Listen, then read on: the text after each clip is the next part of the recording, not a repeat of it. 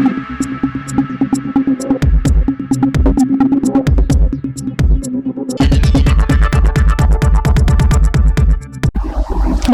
সময় বাংলা সংবাদে আপনাদের স্বাগত। আপনাদের সাথে আমি প্রীতি। দেখে নেব আজকের বিশেষ বিশেষ সংবাদ। দৃষ্টিশক্তি হারিয়েও হাল ছাড়েনি রিম্পা। শিক্ষিকা হবা স্বপ্ন নিয়ে এগিয়ে চলেছে চন্দ্রকোনার মেয়ে। পথ যতই কঠিন হোক, স্বপ্নের প্রতি একাগ্রতা যদি অটুট থাকে তবে সাফল্য থেমে থাকে না। এমনই এক দৃষ্টান্ত চন্দ্রকোনা বিধানসভার কঙ্কাবতী গ্রামের 21 বছরের রিম্পা চট্টোপাধ্যায়ের। জন্মের পর সবকিছুই ছিল স্বাভাবিক, পড়াশোনা ও খেলাধুলা সবেতেই এগিয়ে থাকত রিম্পা। কিন্তু বয়স বাড়ার সঙ্গে সঙ্গে আস্তে আস্তে ক্ষীণ হতে থাকে তার দৃষ্টিশক্তি। অবশেষে চোখের আলো প্রায় হারিয়েই ফেলে সে। তবুও থেমে যায়নি তার লড়াই। বাবা মা এবং শিক্ষক শিক্ষিকাদের সহযোগিতায় এখনও চালিয়ে যাচ্ছে পড়াশোনা। বই চোখে দেখতে না পেলেও গৃহ শিক্ষিকার পড়ানো শুনে মুখস্থ করে এগিয়ে চলেছে শিক্ষার পথ। ইতিমধ্যে হুগলি জেলার অঘোরকামিনী প্রকাশচন্দ্র মহাবিদ্যালয় থেকে স্নাতক স্তরের পড়াশোনা সম্পন্ন করেছে রিম্পা। তার লক্ষ্য শিক্ষিকা হওয়া। যদিও প্রতিবন্ধকতা এসেছে বহু দিক থেকে, পাড়া প্রতিবেশীদের অবহেলা, লাঞ্ছনা সবকিছুকে অগ্রাহ্য করে জেদ আর মানসিক শক্তিকে সঙ্গী করে এগিয়ে চলেছে সে। এই যাত্রাপথে সবচেয়ে বড় ভরসা তার বাবা শচীন চট্টোপাধ্যায় ও মা রমা চট্টোপাধ্যায়। মেয়েকে কলেজ কিংবা টিউশনি পর্যন্ত নিয়ে যাওয়া থেকে শুরু করে প্রতিটি মুহূর্তে তার পাশে রয়েছেন তারা। রিম্পার পরিবার চাইছে প্রশাসন পাশে এসে দাঁড়াক, যাতে দৃষ্টিশক্তি হারিয়েও রিম্পা আর 5 জনের মতো স্বাভাবিক জীবনযাপন করতে পারে এবং পৌঁছতে পারে তার স্বপ্নের লক্ষ্যে।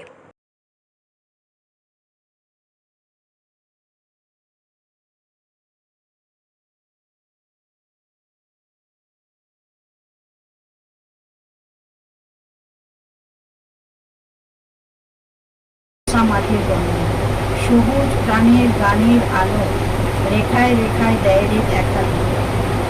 মাঠে রে তরুণ কবি নিত্য দরুল ছন্দ, ধানের শীষে পুলক ছোটে, সকল ধারা হেসে ওঠে, অঘ্রাণেরই সোনার রোদে পূর্ণিমারি চন্দ্র।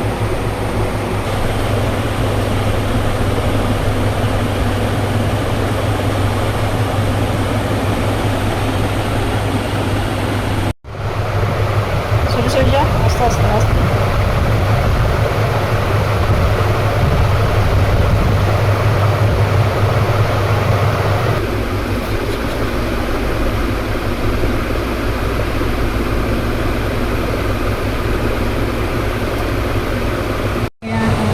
এভাবে কেউ চাকরি করে, এই তো এখানে পড়ে সরি সরি যাবি। হ্যাঁ, সরি সরি।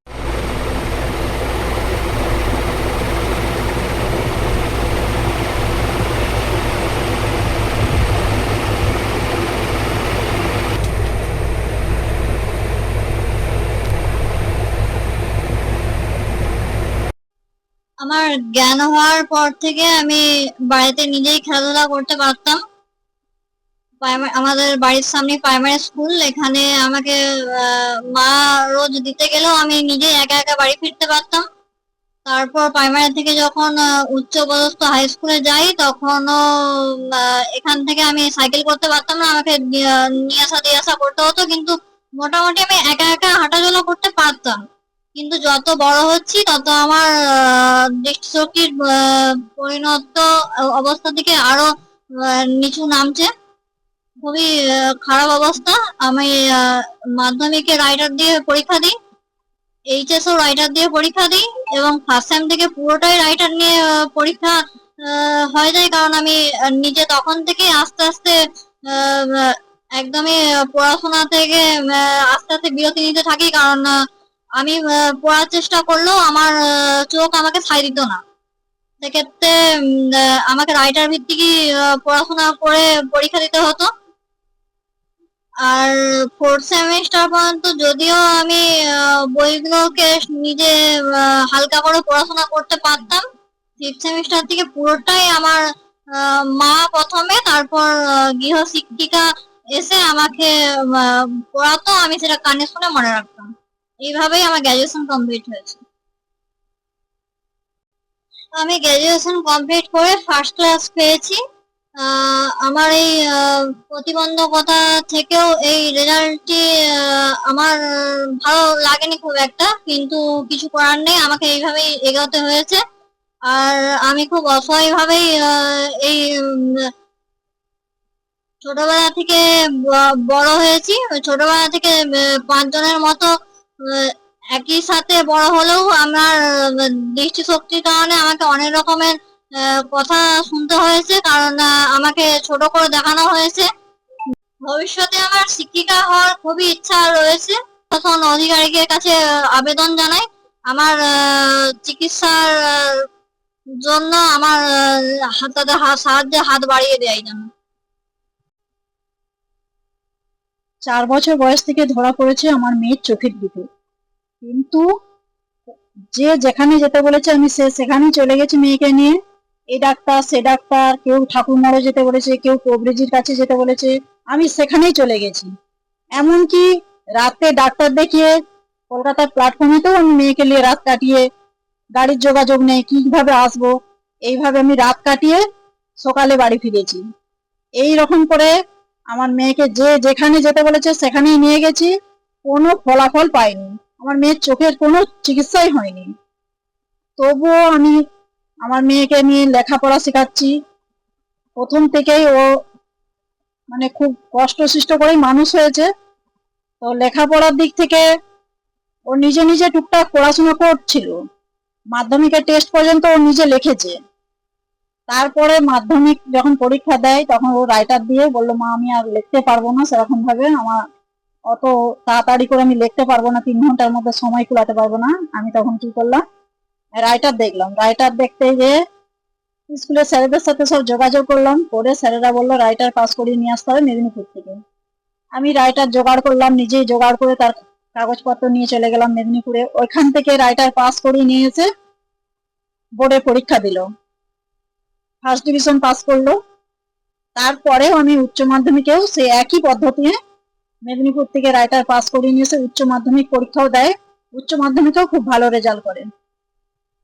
তারপরে ও ইচ্ছা ছিল ও ডাঙ্গায় অভরকামিনী প্রকাশচন্দ্র মহাবিদ্যালয়ে পড়বে, সেখানেই ভর্তি করা হলো।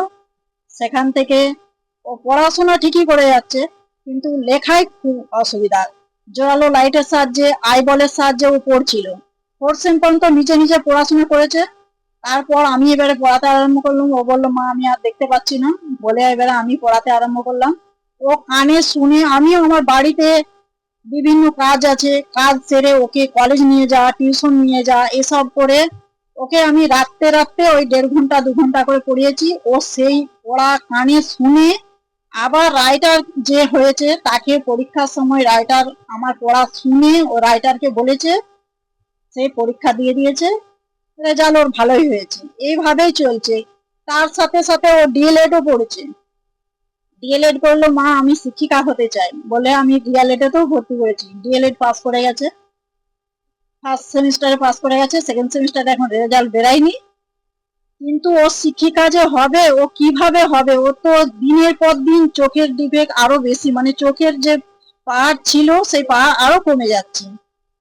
এইরকম করে চালাচ্ছি, কিন্তু ও পাড়া প্রতিবেশী সবারই কাছে হতচ্ছেদা হচ্ছে, মানে ভালো চোখে ওকে দেখছেন। আমি যতটা সম্ভব চেষ্টা করছি ওকে বোঝাচ্ছি আর করছি, কিন্তু কেউ সেরকম ইয়ে করে না।